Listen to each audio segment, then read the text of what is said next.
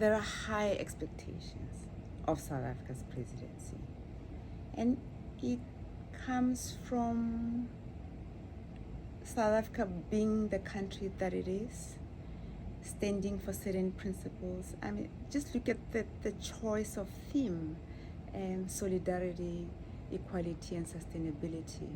You cannot expect anything less from South Africa. So the choice of that theme talks to what the UN is all about. The UN is about solidarity in addressing whatever challenges we face.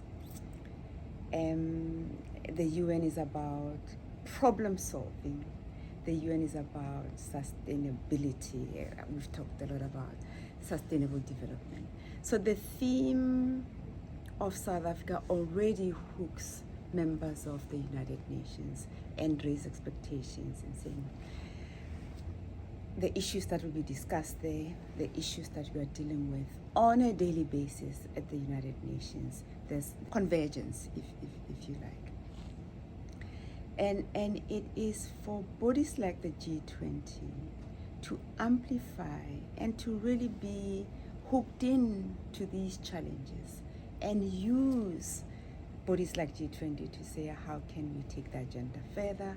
How can we problem solve further? How can we use the resources that we have to address the challenges that we commonly have? But as you know, the G20 is only those member states plus the EU and now the African Union.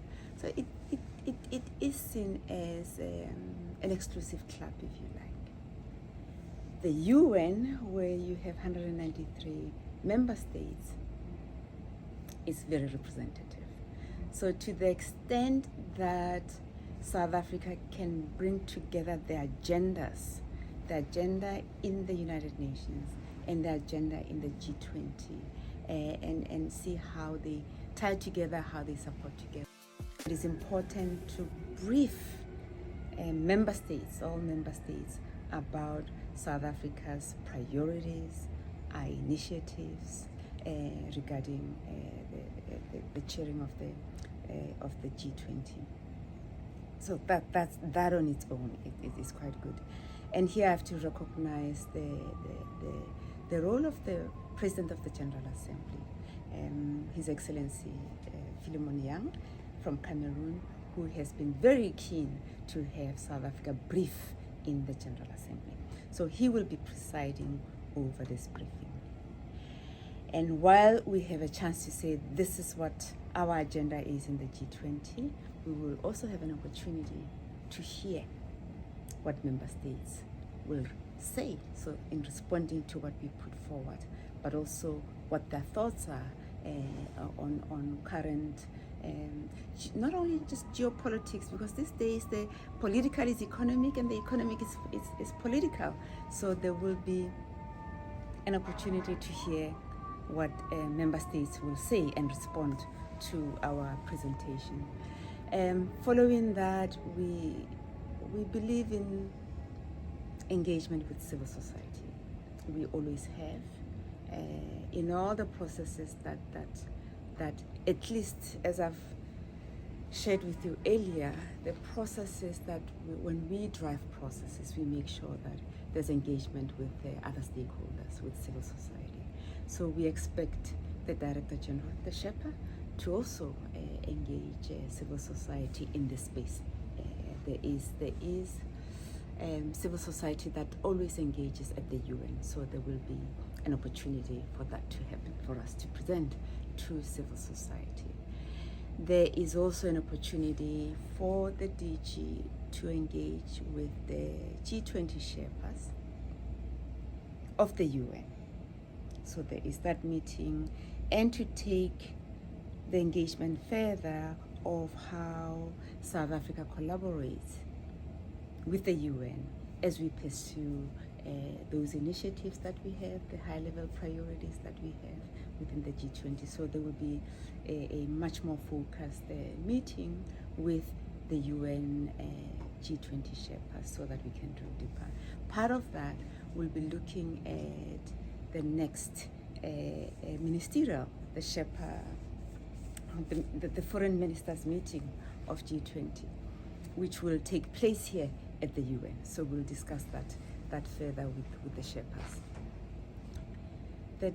The DG will have an opportunity to engage with a number of ambassadors, permanent representatives that have been quite active in the space of